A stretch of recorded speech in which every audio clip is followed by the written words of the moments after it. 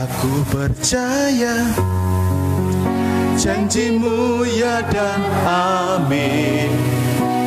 Kasihmu setia di dalam hidupku. Aku percaya anugerahmu besar, lebih dari semua yang dapat ku pinta. Mari siapkan hati. Nanti Bung Marli akan pimpin doa firman Tuhan.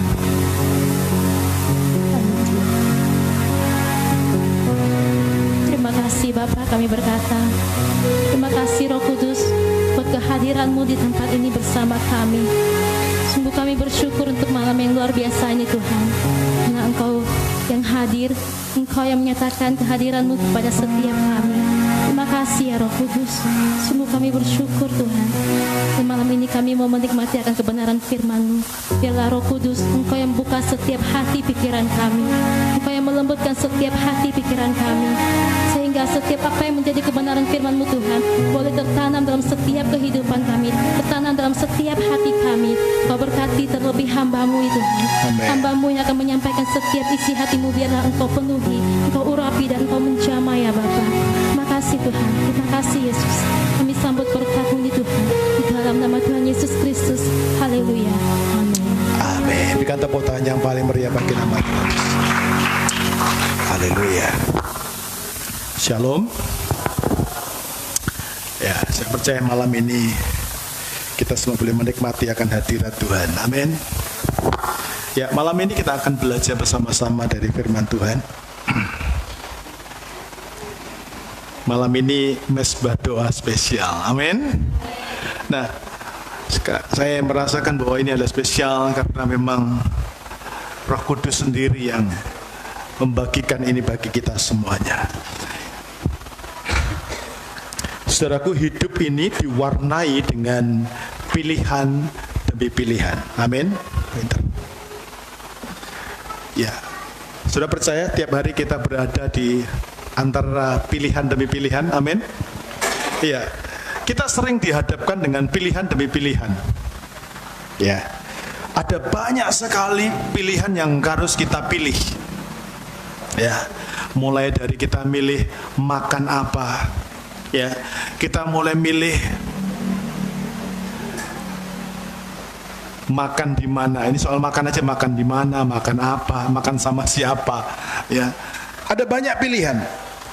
Dan pilihan yang ditawarkan sepanjang hidup kita ini adalah pilihan, bukan pilihan biasa-biasa, tetapi adalah pilihan yang sangat banyak dan menarik. Bahkan saya berkata, Anda bisa dibuat pusing, Anda bisa dibuat bingung dengan banyaknya pilihan dan tawaran yang begitu menarik itu. Mungkin saudara pernah buka-buka Tokopedia, ya, ada buka apa, Shopee, ya, Shopee. Anda buka apa lagi? JDID, ya, saya tidak di endorse ini ya. Atau Anda lagi buka marketplace, tiba-tiba, flash disk murah, HP murah, laptop murah, motor murah, mobil murah. Anda jadi bingung ya, karena banyak tawaran, ada banyak pilihan. Ya, saya tuliskan persis waktu kita bertemu dengan, ya, saya bilang kita ada lihat di marketplace, kita lihat itu, dan kita harus memilih. Nah, ada banyak orang salah pilih karena tertarik dengan pilihan, karena ada tawaran, lalu dia memilih untuk membeli sesuatu yang dia nggak butuh. Betul nggak? Ada nggak orang gitu? Nggak butuh sebenarnya, tapi dia beli. Akhirnya besok memakan ngutang. Pernah lihat seperti itu? Pernah dengar seperti itu? Pernah alami? Pernah ya? Pernah alami, ini yang ngeri saudara ya. Nah, oleh sebab itu saya berkata di hadapan saudara semua, disinilah kita harus bijaksana. Katakan sama-sama, saya harus bijaksana dalam membuat pilihan. Amin. Dan hidup ini nggak cuma berkaitan tentang bagaimana milih baju, bagaimana membeli sesuatu, bagaimana makan. Kita juga kadang-kadang harus dihadapan kerja di mana. Ya, bekerja sama siapa, bergaul sama siapa, berteman sama siapa. Bahkan tidak sedikit orang harus memutuskan Anda harus bergereja di mana. Betul nggak? Alpha Center nggak narik-narik orang untuk ke gereja. Tapi di Alpha Center kami ingin membuat sebuah pandangan baru buat hidup saudara. Jangan cuma jadi orang Kristen yang bisa masuk ke gereja tapi nggak ngalamin apa-apa. Anda salah kamar. Amin. Anda kalau datang di tempat ini cuma duduk datang, sama aja, lebih baik nggak usah ke sini. Amin. Anda di tempat ini harus memutuskan untuk berubah. Katakan amin. Yes, mau berubah di tempat ini, amin. Iya, kalau Anda nggak berubah di tempat ini, sama saja bukan? Betul tidak? Yang salah siapa? Kita. Jadi tempat ini kami ingin membuka wawasan saudara. Hidup Kristen itu bukan sekedar Anda hari Minggu datang ke gereja. Tapi hidup Kristen itu adalah Anda setiap hari berjumpa dengan Yesus dalam hidup saudara. Amin. Di tempat ini Anda boleh nggak ketemu dengan saya, nggak salaman dengan saya, nggak salaman dengan penonton, nggak apa-apa. Yang penting Anda berjumpa dengan Yesus di tempat ini, itu yang jauh lebih penting. Amin. Saya nggak disalamin tiap hari Minggu, nggak tersinggung. Yang penting kau ketemu dengan Yesus. Katakan amin. Ya, ini yang kita mesti lihat. Nah, Bapak Ibu Saudaraku, hari ini kita bicara bersama-sama seperti yang Roh Kudus taruh. Kita ini harus bijaksana dalam membuat pilihan. Ya, makanya saya berkata ada banyak hal, bahkan mungkin saat ini Anda sedang berada di tengah-tengah pilihan demi pilihan. Ya, dan saya tahu firman Tuhan ini buat kita semuanya, termasuk buat saya. Ya, saya cerita sama Ibu Gembala. Ketika saya dapat firman Tuhan ini, semua sudah pada tidur. Saya lagi baca firman Tuhan malam. Ya, tiba-tiba saya ngantuk tidur. Tidur saya mungkin sampai 5 menit. Saya bangun dan melek, saya buka lagi. Waktu saya buka firman Tuhan, mata saya makin terang benderang. Saya pindah kamar. Saya ambil Alkitab saya ke kamar anak-anak. Karena di kamar anak-anak, mereka kalau sudah tidur itu terlelap pokoknya ya. Biar saya nyalakan lampu terang, dia nggak bakal bangun. Tapi kalau di kamar saya, begitu nyalakan lampu terang, isi saya langsung melek. Saya nggak mengganggu istri saya masuk kamar anak-anak dan saya nyalakan lampu seterang itu, dan saya dapat firman ini. Firman ini bicara, orang hidup di bumi ini harus bijaksana. Amin. Kita harus bijaksana. Nah, bagaimana caranya supaya saudara dan saya itu bisa bijaksana dalam membuat keputusan? Mari kita buka sama-sama ya. Di dalam Yohanes pasal 9 ayat yang keempat. Yohanes 9 ayat yang keempat. Saya senang semua jemaat boleh bawa Alkitab. Amin. Nah, ayat kuncinya itu ada di ayat yang keempat, tetapi saya pengen ajak saudara membaca dari ayat 1 ya. Boleh kita baca ayat 1? Kita membaca ayat 1 sampai dengan ayat yang ke-7. Oke? Saya membacakan ayat ganjil, saudara bersama-sama membaca setiap ayat yang genap. Firman Tuhan berkata demikian. Waktu Yesus lewat, perhatikan ya, waktu Yesus lewat, ia melihat seorang yang buta sejak lahirnya. 2.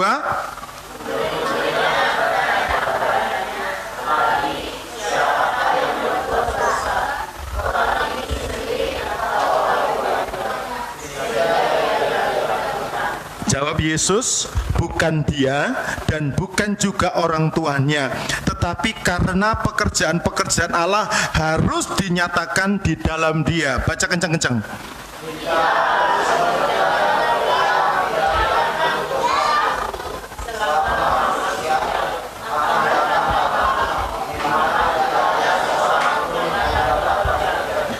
Selama aku di dalam dunia, akulah terang dunia. 6.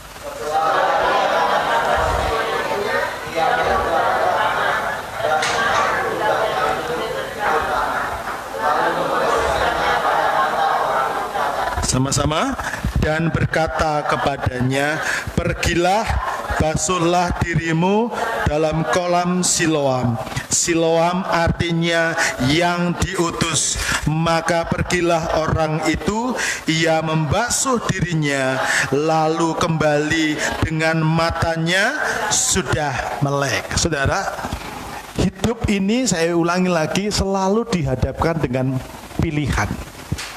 Termasuk Anda baca di situ Alkitab mencatat waktu Yesus sedang lewat, tiba-tiba ia melihat ada orang yang buta sejak lahir. Nah, dunia ini, dunia zaman dulu ya masih sama dengan dunia zaman sekarang. Keponya itu luar biasa. Kepo. Ya, ayat 2. Murid-muridnya bertanya kepadanya. Apa pertanyaannya? Guru, ini ada orang sakit ditanya gini, Guru, siapa yang berbuat dosa? Orang itu sendiri yang buta atau orang tuanya? Hati-hati ya. Kadang-kadang kita ini punya roh penghakiman. Roh yang kepo tadi itu sebenarnya ada sedikit menghakimi. Orang kalau suka kepo, ada apa Pak? Oh iya, memang pantesan, itu menghakimi. Betul enggak? Ini murid-murid Yesus berjalan bersama dengan Yesus. Ada nggak ngomong Yesus sepatah kata pun ketika dia lihat orang buta itu? Nggak ada. Makanya ada banyak orang Kristen itu takut ngaku dosa, takut ngaku salah, karena kalau dia ngaku salah, dia akan dihakimi. Datang ke gereja gini-gini, rasain tuh, lihat orang itu gara-gara apa? Dosanya banyak itu, dia gini-gini. Benar enggak? Nah, saya berdoa di Alpha Center tidak ada orang kalau masuk gereja langsung dihakimi. Itu loh, yang itu. Ya, enggak ada di tempat ini, katakan amin. Kalau ada bertobat. Amin. Enggak ada yang tukang gosip di tempat ini, amin. Kalau ada bertobat.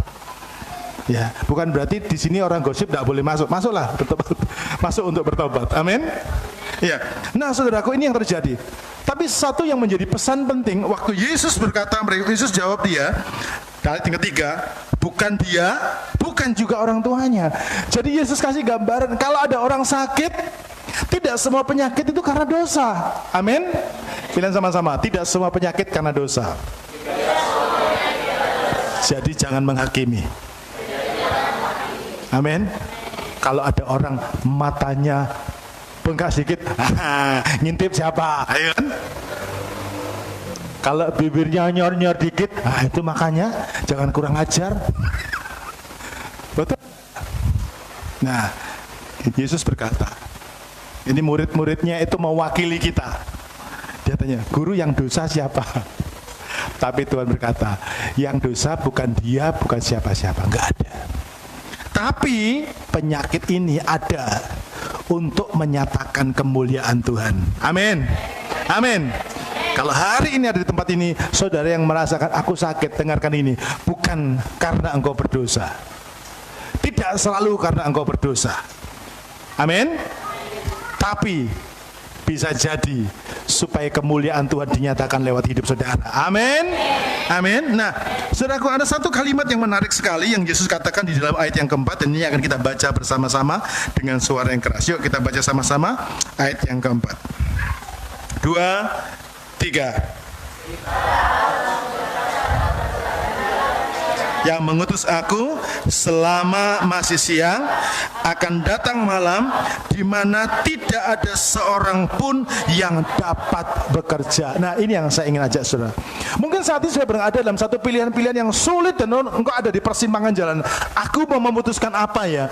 Aku mau buat apa dalam hidup ini? Mari kita akan belajar bersama-sama dari firman Tuhan ini. Bagaimana caranya supaya kita ini membuat satu keputusan, cara membuat pilihan yang bijaksana dalam hidup ini. Yang pertama, yuk kita baca kencang-kencang yang huruf besar. 2, 3. Utamakan pekerjaan Tuhan. Ayat ini berkata demikian.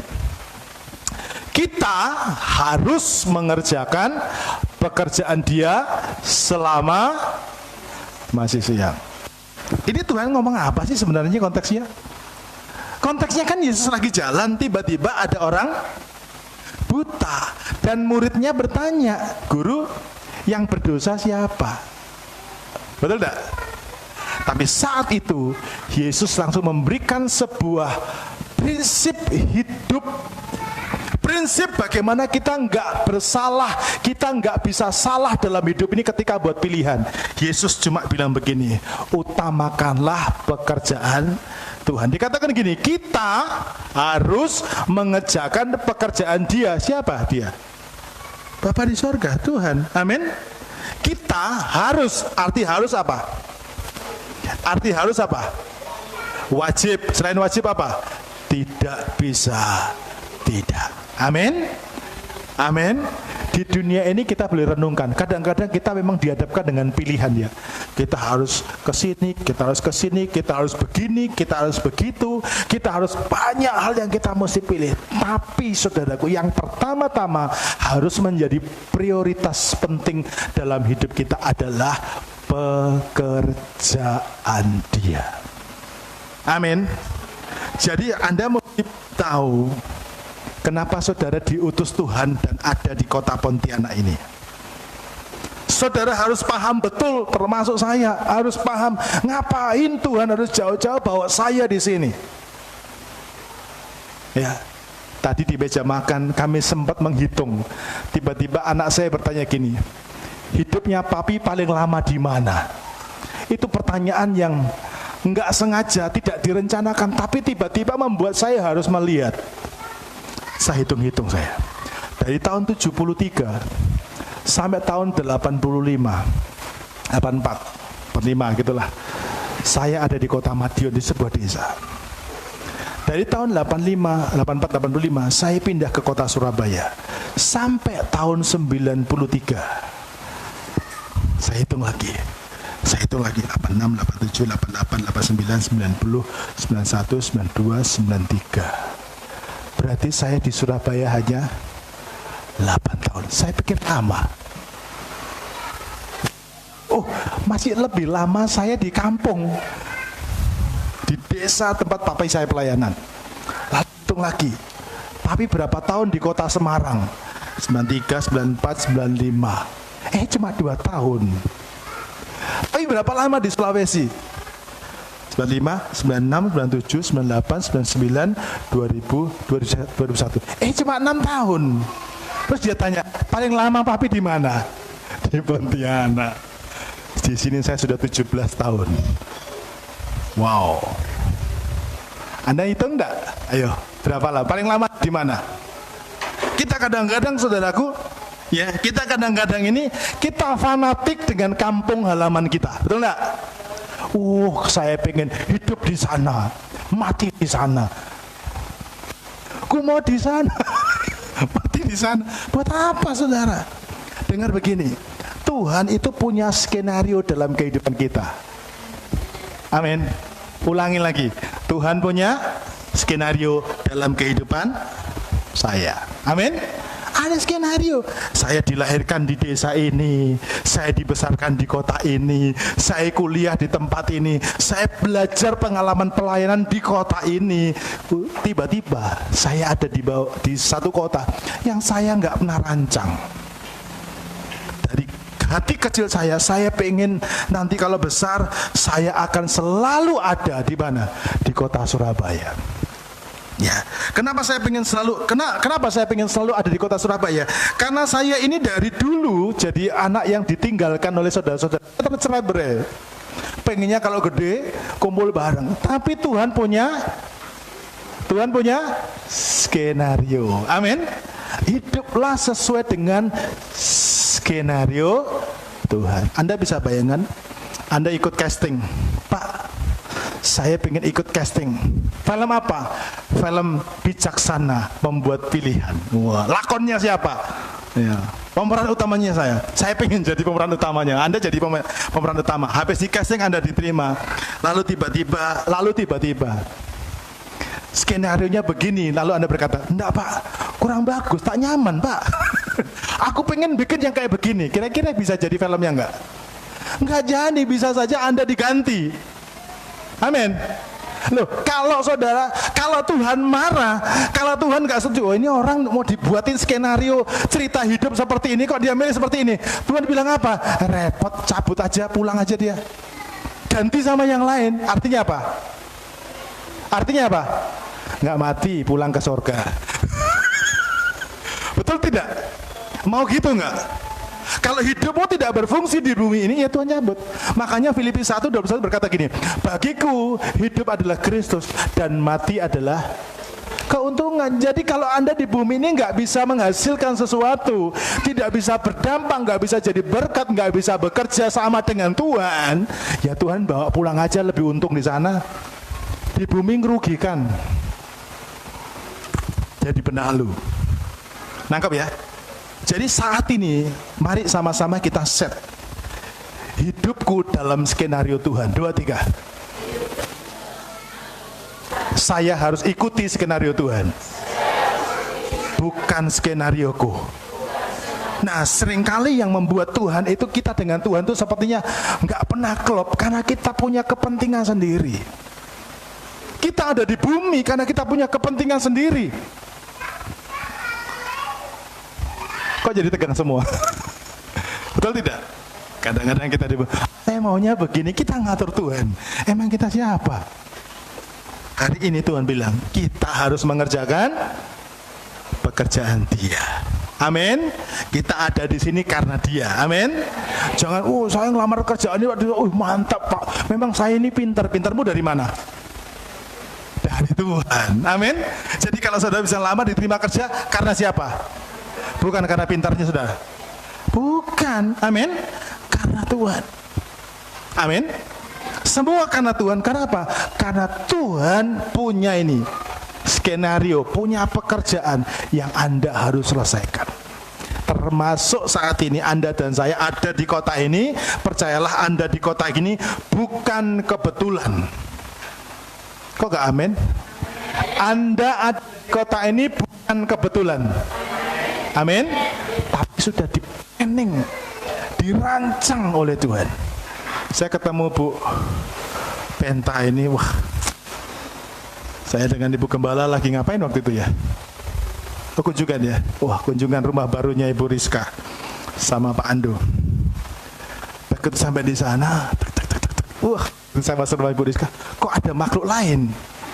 Kan biasanya jam-jam di mana saya itu Pak Ando belum pulang, tapi ini kok ada suara lain. Ternyata ada makhluk hidup yang lain. Selalu kalau saya dengar jiwa, saya bilang yes gitu. Wah, saya ngomong cerita-cerita, saya foto, saya kirimkan ke Pak Tarikan. Pak Tarikan langsung bilang gini, saya kenal itu kakinya Pak, luar biasa ini.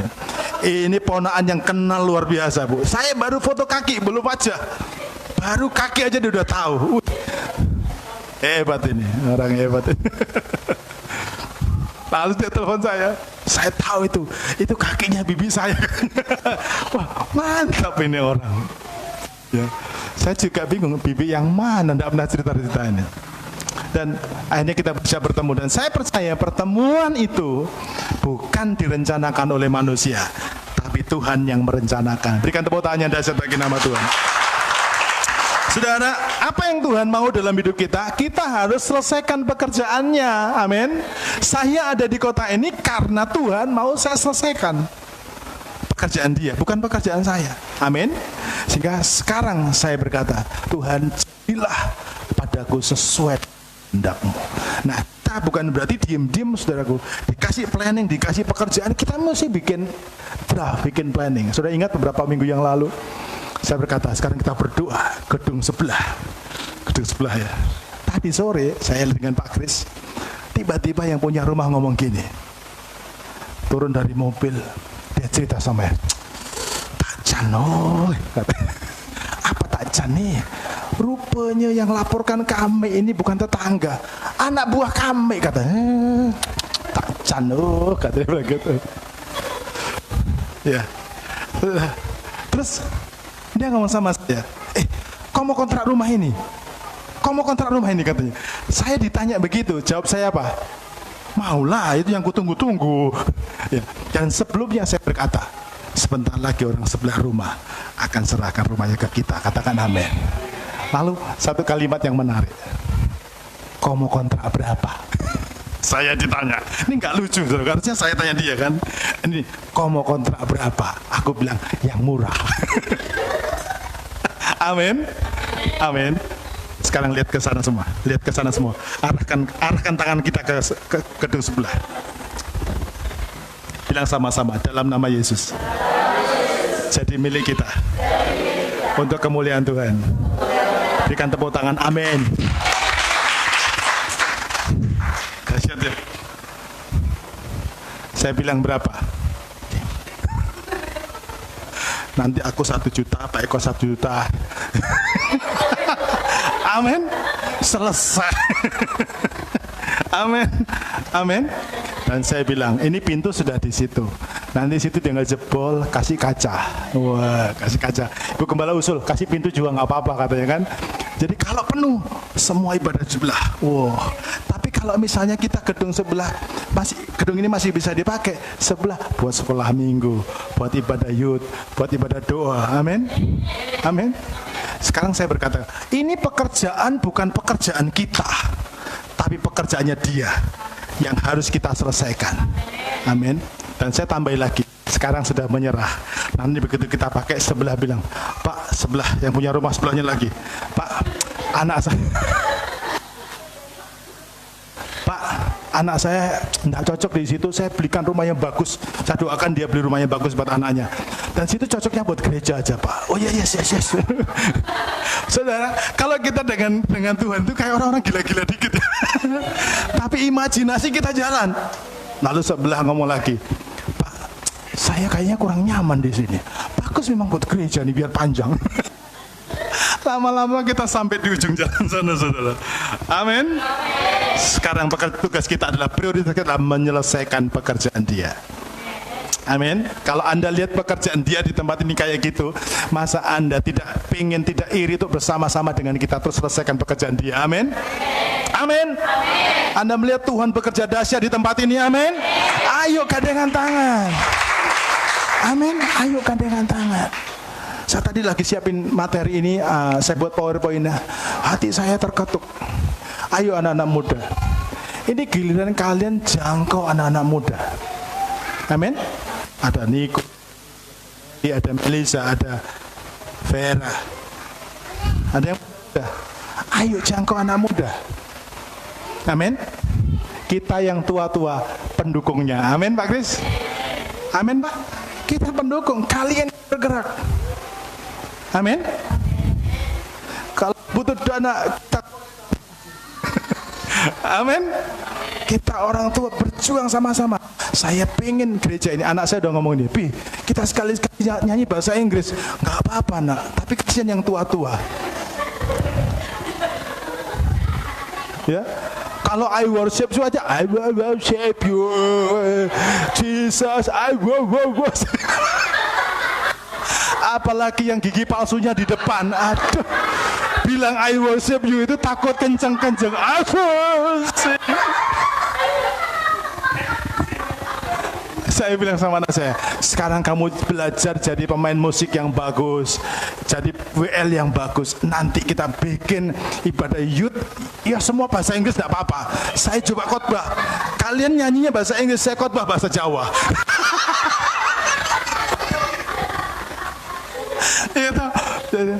Ini waktunya anak-anak muda kita bangkit. Amin.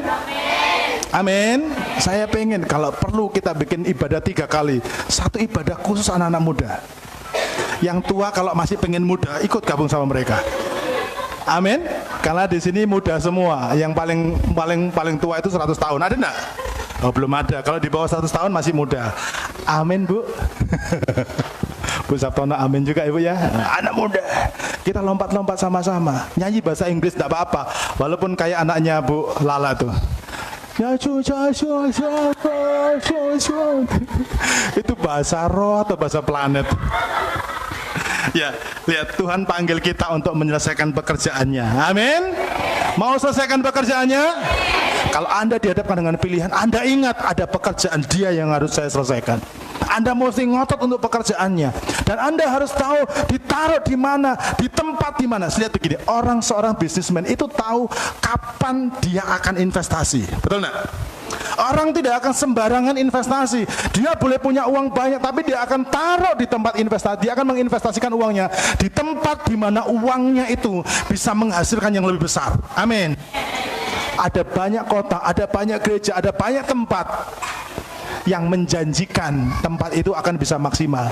Tapi kalau Anda bisa seperti seorang pengusaha yang hebat, engkau akan tahu di mana engkau akan investasikan hidupmu.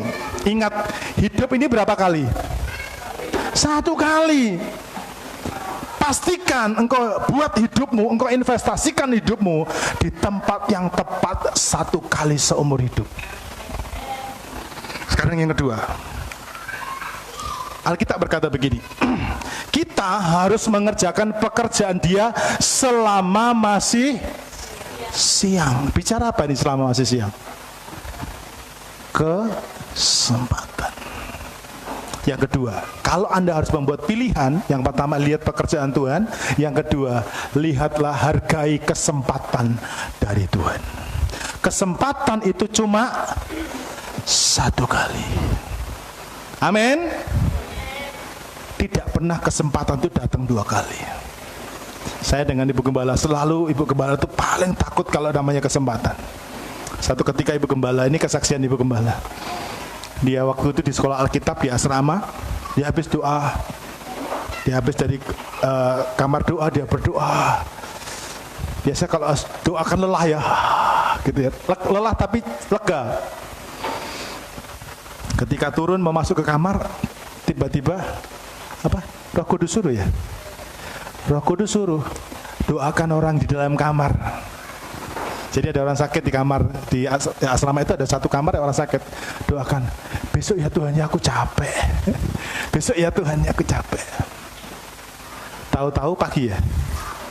Tahu-tahu pagi aja dikabarkan yang kemarin disuruh Roh Kudus doakan itu meninggal, saudara. Wah, saat itu Anda bisa rasakan kira-kira disuruh Tuhan doakan, lalu yang didoakan ternyata meninggal. Kecewa nggak kira-kira? Itu kecewa yang luar biasa. Nah, kalau Anda tahu Anda ditempatkan di tempat ini untuk melakukan sesuatu yang besar dan akan Anda buat sesuatu, Anda mesti periksa balik. Kesempatan hanya 1 kali. Ya.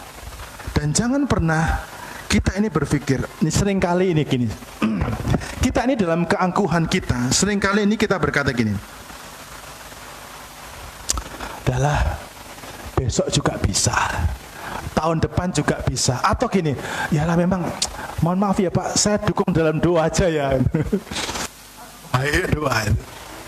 Atau kita mungkin lain kali Pak ya, nanti ya kalau saya sudah tua, kalau saya sudah kaya, kalau saya sudah punya ini. Kita sering kali itu ketika ada tawaran, ada kesempatan daripada Tuhan, kita itu memberikan sebuah pilihan kedua.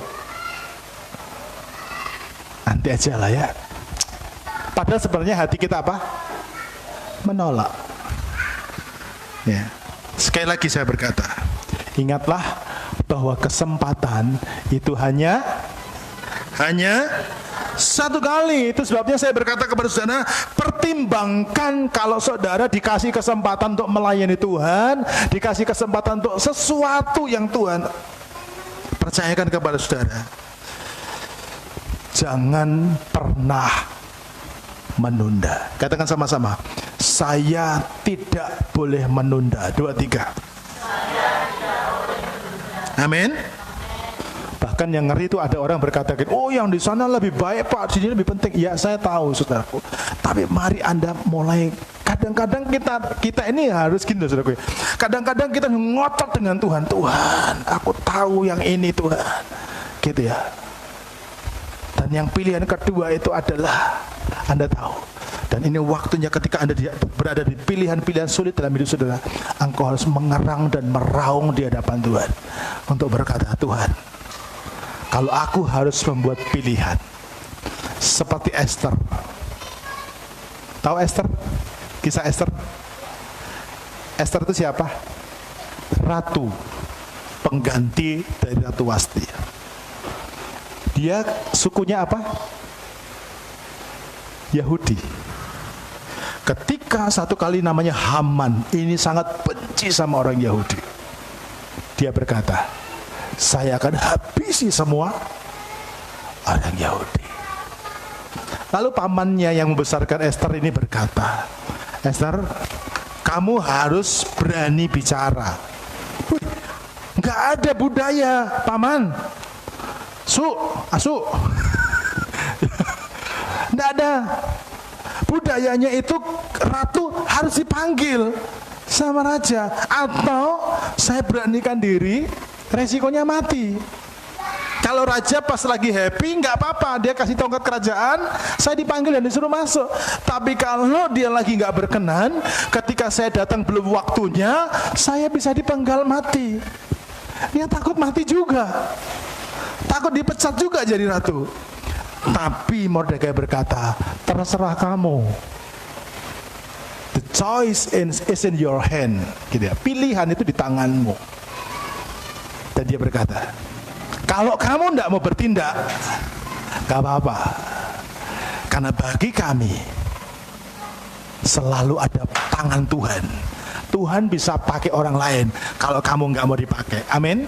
Bicara tentang kesempatan, jangan pernah merasa, oh ini kalau nggak ada saya nggak bisa.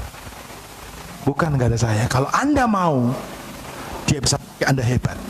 Tapi kalau Anda nggak mau, Tuhan bisa gantikan posisi Anda dan Anda hanya bisa gigit jari.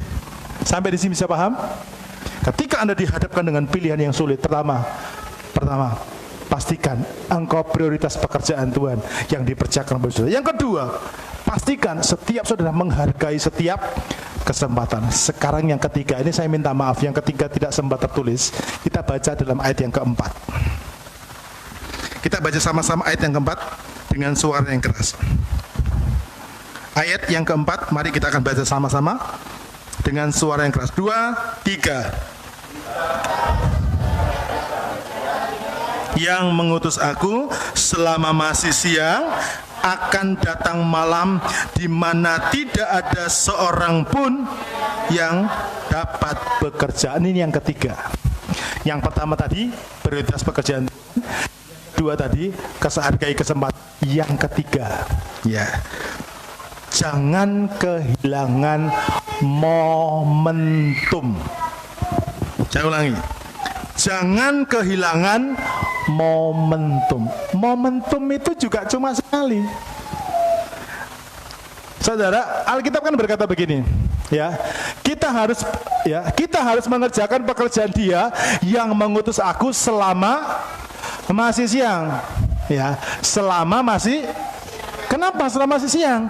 Karena gini, akan datang malam di mana tidak ada seorang pun yang dapat bekerja. Ini momentum. Siang itu selama masih siang itu momentum. Momennya ya siang. Kalau Anda tidak apa-apa Pak, bulan depan aja ya. Bulan depan Anda lakukan, momennya sudah lewat. Nangkep ya? Nah, Tuhan kasih gambaran antara siang dan ini lama atau pendek? Pendek, saudara. Saya masih kerja-kerja, tiba-tiba Niko datang. Wih, cepatnya ya. Iya Om, saya juga baru sampai rumah. Sudah pergi lagi. Ya, ngerti maksud saya? Momen yang diberikan oleh Tuhan kepada kita itu cepat banget, saudara. Jangan kehilangan momentum. Kita seringkali manusia tuh suka sekali namanya nunda. Pak, ini Pak, istri saya suka marah. Pak, ini Pak, ya sebentar, ya gitu ya. Sebentarnya berapa lama? Apalagi lagi baca, lagi update status.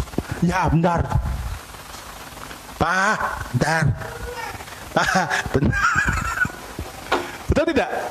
Nah, kali ini kencang kali Bu. Kali ini Tuhan pengen kita belajar sesuatu. Jangan kehilangan momentum. Kalau engkau kehilangan momentum, perhatikan ini baik-baik. Ya, baca pelan-pelan sambil dipahami. 2, 3. akan datang malam di mana tidak ada seorang pun yang dapat. Loh, kan kita mau bekerja untuk pekerjaan Tuhan kan? Tapi sudah kehilangan momentum. Bisa kerja enggak? Artinya apa? Semua yang kau kerjakan ketika engkau di luar momentumnya, semua pekerjaan itu sia-sia. Ya, seperti Anda diundang acara, Pak Kris mengundang acara sunatan. Nggak tahu yang disunat siapa. Sunatan. Pak, tolong datang ya jam 5 sampai jam 7. Anda datangnya jam 8. Momennya dia udah cuci piring. Kan? Udah cuci piring, udah semuanya. Ding dong, ding dong. Ya, Pak, sorry Pak ya, baru datang. Ada sedikit Pak. Iya, tapi sudah nggak ada apa-apa Pak, udah pulang semua Pak. Kopi pun sudah guling semua. Betul nggak? Kehadiran Anda nggak ada fungsinya. Bisa paham sampai di sini? Bisa paham sampai di sini? 3 hal penting bagaimana kita bisa membuat pilihan bijaksana dalam hidup kita. Yang pertama, prioritas pekerjaan Tuhan. Yang kedua, hargai kesempatan. Yang ketiga, jangan kehilangan momentum. Tuhan Yesus memberkati kita semuanya. Mari kita akan datang